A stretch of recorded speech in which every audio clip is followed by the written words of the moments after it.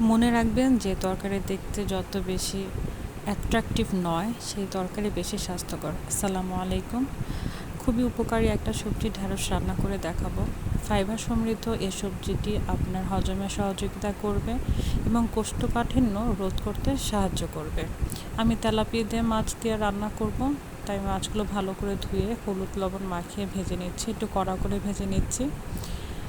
আমি ঢেঁড়সগুলোকে ভালো করে ভেজে নিয়েছি, যাতে করে এর যে লিকুইডে একটা ভাব হয় রান্নার পরে, সেই আঠালো ভাবটা আর থাকবে না। দিয়ে দিলাম রসুন এবং হলুদ গুঁড়ো, পরিমাণ মতো লবণটা আমি দিয়ে দিব এখন। আর এদিকে আমার মাছ ভাজা অলমোস্ট হয়ে গিয়েছে, উল্টিয়ে দিলাম, ভালো করে নাড়াচাড়া করে নিচ্ছি।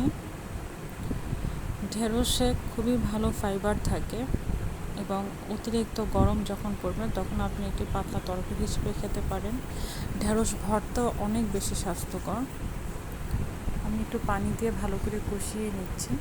কষানো হয়ে গেলে আমি পরিমাণ মতো পানি দিয়ে দিব। এই তো আমার কষানো প্রায় হয়ে গিয়েছে। যখন লেগে লেগে আসছিল তখন আমি পানি দিয়ে দিলাম।